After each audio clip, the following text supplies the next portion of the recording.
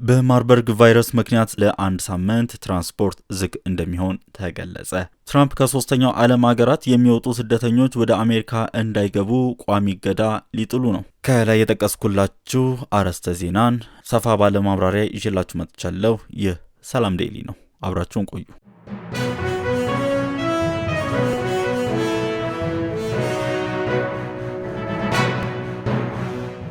በጂንካ ተከስቶ ለሰዎች ሞት ምክንያት እየሆነ ያለው የማርበርግ ቫይረስ ስርጭት ለመቆጣጠር ያስችል ዘንድ ወደ በሽታው መነሻ ወደ ሆነው የአሪዞን የሚገባም ሆነ የሚወጣ የትራንስፖርት እንቅስቃሴ ለአንድ ሳምንት ዝግ እንዲሆን በአሪዞን ዋና አስተዳዳሪ የሚመራ ግብረ ኃይል መወሰኑን የዞኑ መንግስት ኮሚኒኬሽን መምሪያ ኃላፊ አቶ ደምሳሽ አቦነ ተናግረዋል። የቫይረሱ ስርጭት ከዕለት ዕለት አስከፊ እየሆነ በመምጣቱ የበሽታው ስርጭት ለመቆጣጠር በአሪዞን ዋና አስተዳዳሪ የሚመራ ግብረ ኃይል ተቋቁሞ እየተሰራ መሆኑ ገልጸዋል። ኃላፊው እስካሁን በነበረው ሂደት ትምህርት ቤቶች የተዘጉና ሕዝብ የሚሰበሰብባቸው ጉዳዮች ላይ እቀባ እየተጣለ ቢሆንም ስርጭቱን በሚፈለገው ልክ መግታት ባለመቻሉ የትራንስፖርት ዘርፉ ለአንድ ሳምንት መዝጋት አስፈላጊ በመሆኑ ከዛሬ ህዳር 20 2018 ዓ.ም ጀምሮ ለአንድ ሳምንት ዝግ እንዲሆን ግብረ ኃይሉ መወሰኑ ተናግረዋል። ጂንካን ከተማን ጨምሮ ለሁሉም መዋቅር የትራፊክ ፍሰትና የጸጥታ ዘርፍ አስተባባሪዎች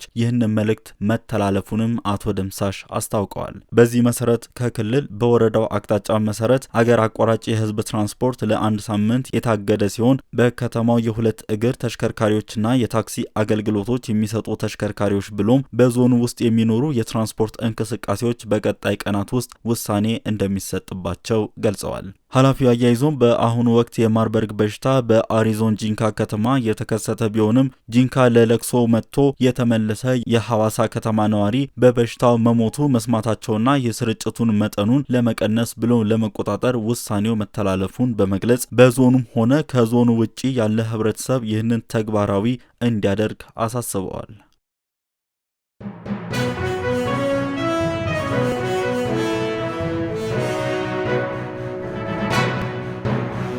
ትራምፕ ከሶስተኛው ዓለም ሀገራት የሚወጡ ስደተኞች ወደ አሜሪካ እንዳይገቡ ቋሚ እገዳ ሊጥሉ ነው። ፕሬዚዳንት ዶናልድ ትራምፕ ከሁሉም የሶስተኛ ዓለም ሀገራት ስደተኞች ወደ አሜሪካ እንዳይገቡ የሚያግድ ዘላቂ እገዳ ለመጣል እቅድ እንዳላቸው በማህበራዊ ሚዲያ ገጻቸው ላይ አስታወቁ። ትራምፕ ይህንን እቅዳቸውን ያስታወቁት በአሜሪካውያን ዘንድ የሚከበረው የምስጋናን ቀን በዓል ምክንያት በማድረግ ባሰፈሩት መልእክት ላይ ነበር። ይህ የፕሬዝዳንቱ ሀሳብ የተሰማው ባለፈው ሮብ አንድ አፍጋኒስታዊ ስደተኛ ዋሽንግተን ውስጥ ሁለት የብሔራዊ ዘብ አባላት ላይ ተኩሶ ክፉኛ ካቆሰላቸውና የአንደኛዋ ሕይወት ካለፈ በኋላ ነው። ትራምፕ ይህንን ጥቃት ተከትሎ ለ19 የውጭ አገር ዜጎች የተሰጡ የመኖሪያና የስራ ፈቃድ እንዲመረመር አዘዋል። ትራምፕ በጽሁፋቸው አሜሪካ ሙሉ ለሙሉ እንድታገግም ከሁሉም የሶስተኛ ዓለም ሀገራት የሚመጡ ስደተኞች ላይ ቋሚ እገዳ እጥላለሁ፣ እንዲሁም በባይደን ዘመን ወደ ሀገሪቱ እንዲገቡ የተደረጉ ሚሊዮኖች ፈቃድ እሰርዛለሁ ሲሉ ትሩዝ በተሰኘው የራሳቸው የማህበራዊ ሚዲያ መድረክ ላይ አስፍረዋል። የአሜሪካ የዜግነትና የኢሚግሬሽን አገልግሎት ረቡዕ ዕለት ከብሔራዊ ደህንነት ስጋት ጋር በተያያዘ ለ19 አገራት ዜጎች ከዚህ ቀደም በአሜሪካ የተሰጡ የመኖሪያና የስራ ፈቃዶች እንዲሁም የቀረቡ ማመልከቻዎችን እንደሚመረምር አስታውቀዋል። ከዚህ ውሳኔ በተከታይነትም ፕሬዚዳንቱ የሶስተኛው ዓለም ካሏቸው አገራት የሚወጡ ስደተኞች ወደ አሜሪካ እንዳይገቡ የሚደረግ ቋሚ ውሳኔ እንደሚያስተላልፉም አስታውቀዋል። ትራምፕ ምንም አይነት ዝርዝር ማብራሪያ ሳይሰጡ በደፈናው የሶስተኛው ዓለም አገራት በማለት የጠቀሷቸው በምጣኔ ሀብት እድገት በዝቅተኛ ደረጃ ላይ ያሉ በዓለም ደቡባዊ ንፍቀ ክበብ ውስጥ የሚገኙትን አገራት እንደሆነ ይታመናል። ከእገዳው በተጨማሪ ለአሜሪካ ጠቃሚ ሀብት የማይሆኑ ወይም ሀገሪቱን መውደድ የማይችሉትን ጭምር ከአሜሪካ እንዲወጡ እንደሚደረግም አመላክተዋል። እንዲሁም ዜጋ ላልሆኑ ሰዎች የሚሰጠውም ሁሉ የፌዴራል መንግስቱ ጥቅማጥቅሞች በሙሉ እንደሚያስቆሙም አስታውቀዋል። የሀገሪቱን ሰላም የሚያናጉ ክስ ያለባቸው ዜግነት ያገኙ የውጭ ሰዎችን ዜግነት መክፈፍ፣ የደህንነት ስጋት የሆኑ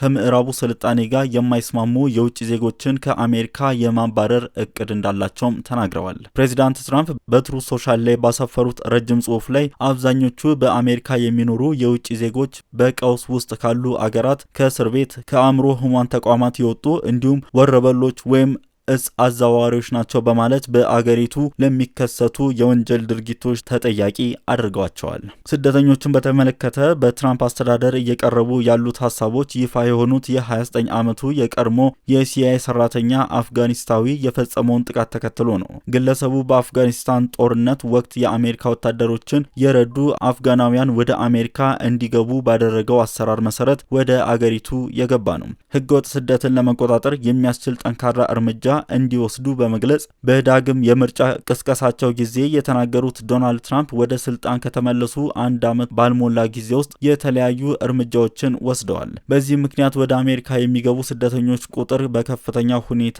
እንደቀነሱት እንደተነገረ ነው። ባለፈው ጥቅምት ወር የአሜሪካ መንግስት እንዳስታወቀው በመጪው የአውሮፓውያኑ ዓመት 7500 ብቻ ስደተኞችን እንደሚቀበል አስታውቋል። ይህ አሃዝ ከ1980 ወዲህ በጣም ዝቅተኛ ነው ተብሏል። ይህ ሰላም ዴይሊ ነው።